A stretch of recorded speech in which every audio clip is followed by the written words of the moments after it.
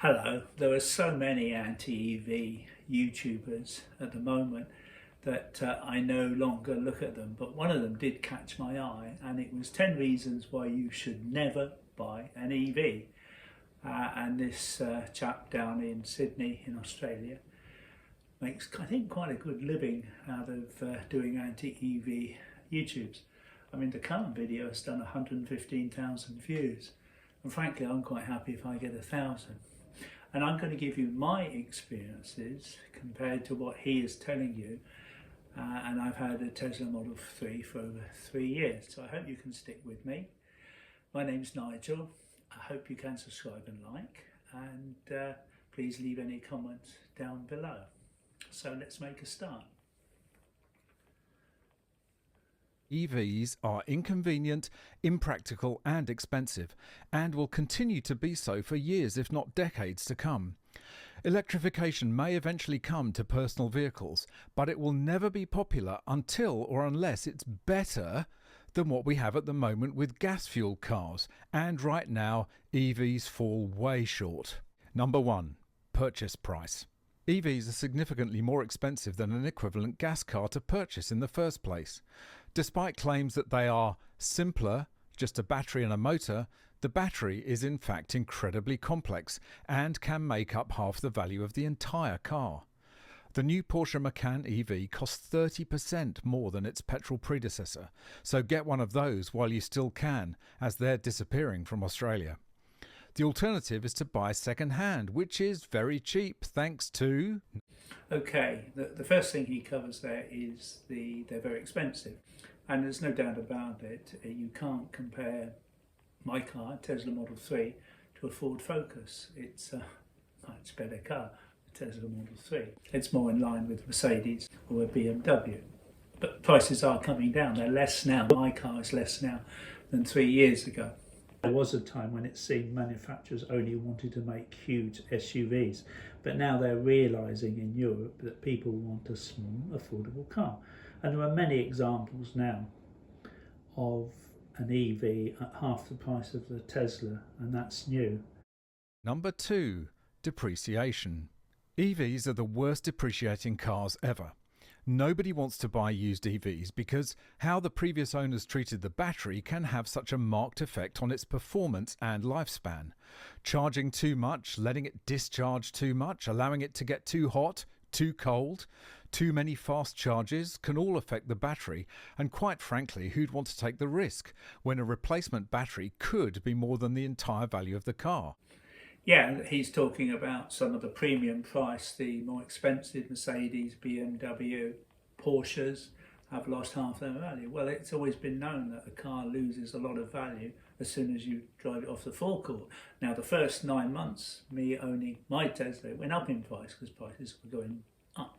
Now, prices have come down, and you can get one for £12,000. Mine's going to be around about 25,000. It has depreciated, although I did spend a lifetime buying second-hand cars. The only reason I bought it new is because a used one was only a few £1,000s cheaper, and if I was buying it now, I would definitely buy a used one. As far as the battery is concerned, he's referring to some of the earlier Nissan Leafs that some of the batteries weren't very good.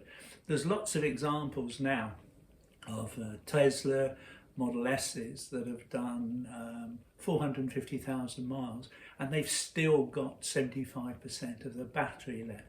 So look, 60,000 miles in a petrol car years ago was quite a lot, certainly 80 was, whereas 100,000 in a diesel wasn't quite so bad.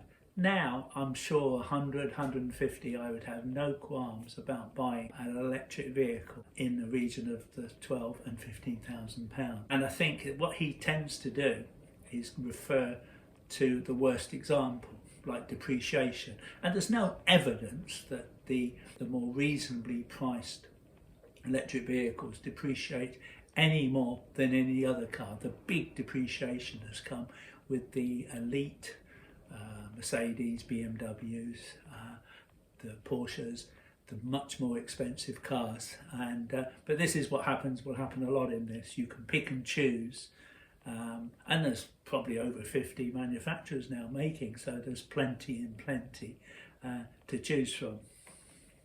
Number 3. Insurance. Insurance costs for EVs can be considerably higher than an equivalent gas car. It comes back to that battery again, as insurance companies are extremely nervous about putting a damaged battery back on the road, so it is easier and safer to simply total the car out. This isn't viable unless premiums are increased to cover it, hence they're more expensive. Also, parts are harder to get, and again, rather than let the car sit for months while spares are obtained, it's easier just to total it out and start again. Car insurance is no more expensive than any other car. Mine has been between £300 and £550 for the last 4 years that I've had the car. So, number 4, maintenance. Despite claims that EVs are simpler, repairs can be more expensive, partly because of the availability of spare parts, but also because workshops frequently end up replacing entire subsystems because it is more cost effective than diagnosing or repairing complex electronics.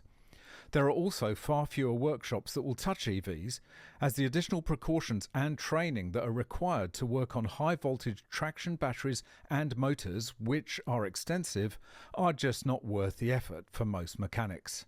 Maintenance. If you buy a legacy car, what's the servicing cost going to be in the first 3.5 years?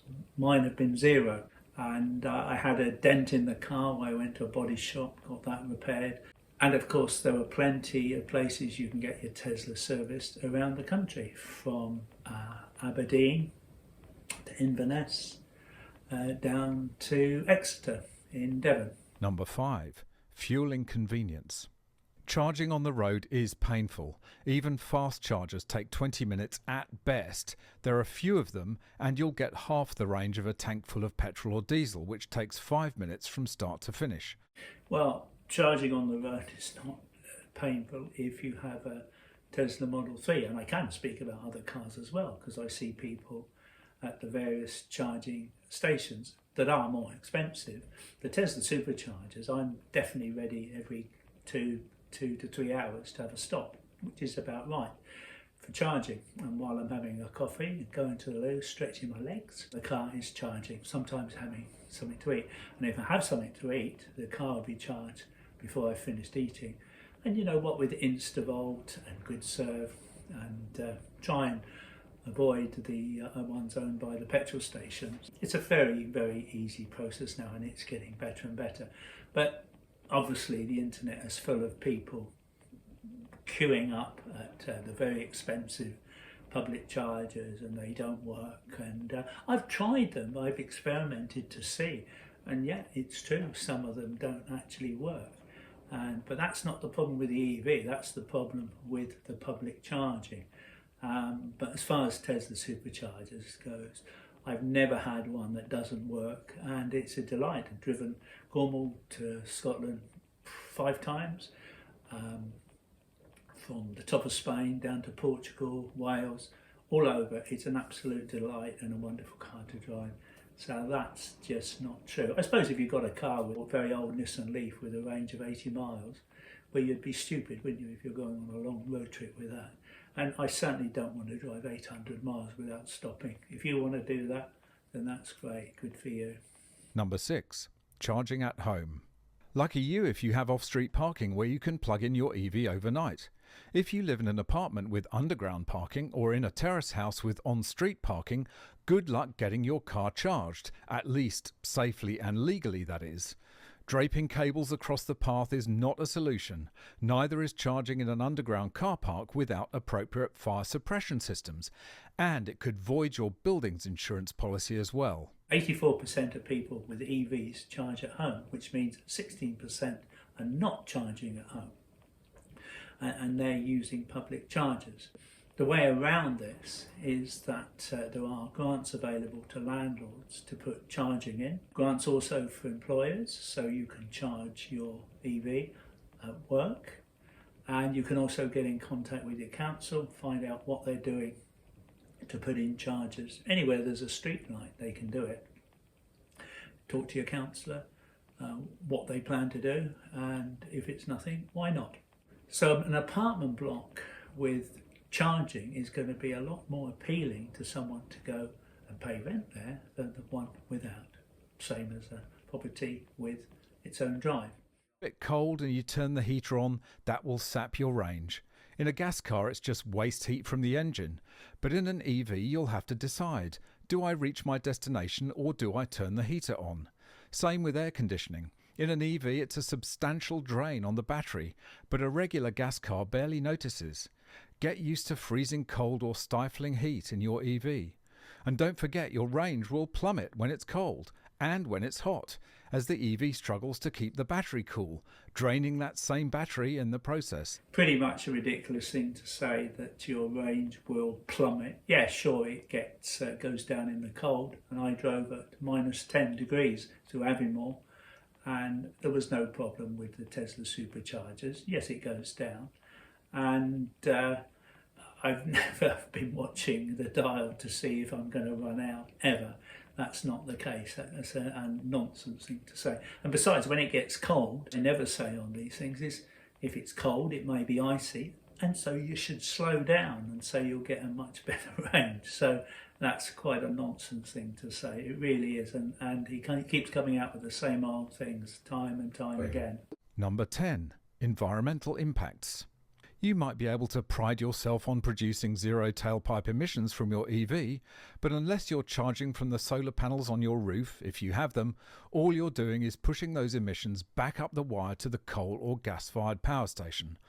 Not only that, but to obtain all the minerals and elements for a single EV battery requires over 250 tonnes of earth to be mined, moved, refined and assembled, all of which is powered by diesel vehicles and machinery. You'll be driving your EV for many, many years before it even breaks even. But despite all that, at least you can bask in the warm glow of knowing that the cobalt in your EV's battery has probably been mined by child labour in sub-Saharan Africa. Funny how so many people are now concerned about the plight of children in Africa.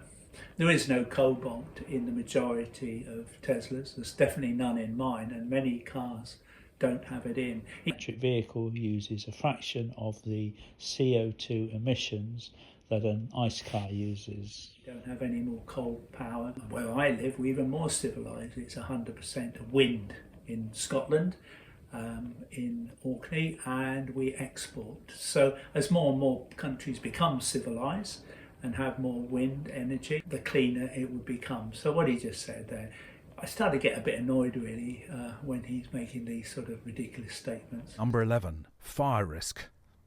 Well, I've got through this entire list without mentioning the elephant in the room, the risk of fire, because all the other reasons are bad enough on their own to avoid an EV.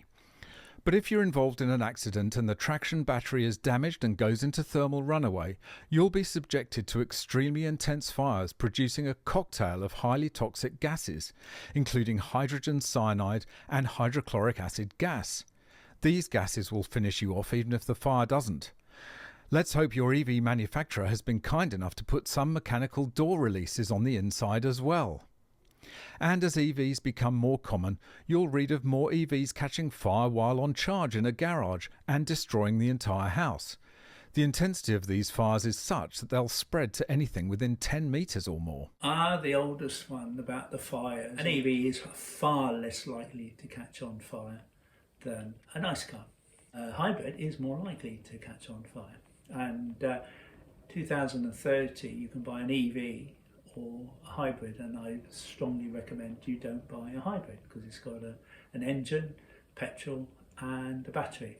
Thermal runaway is the popular thing, and I haven't seen any evidence of this recently. I know it was mentioned in a report a few years ago, and it's certainly been repeated dozens and dozens of times. But the fire brigade job is to put out fires.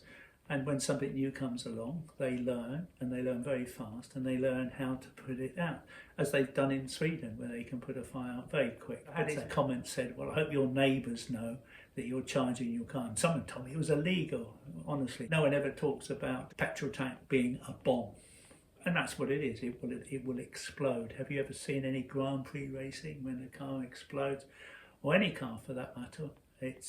it's pretty frightening. But anyway, that's my take on things. I strongly disagree with everything he says, but he's getting the views, so, you know, that's what people want, isn't it? The negativity. If you're thinking of buying a Tesla Model 3 and you use my link below, you get £500 off a Tesla in the UK and up to $2,000 in the US. And if you don't have the funds to be able to buy a new one, I strongly recommend you buy a used one. And don't worry too much about the mileage, and try and get as low as you can, but it's not a problem. Over 100,000 miles, it really isn't.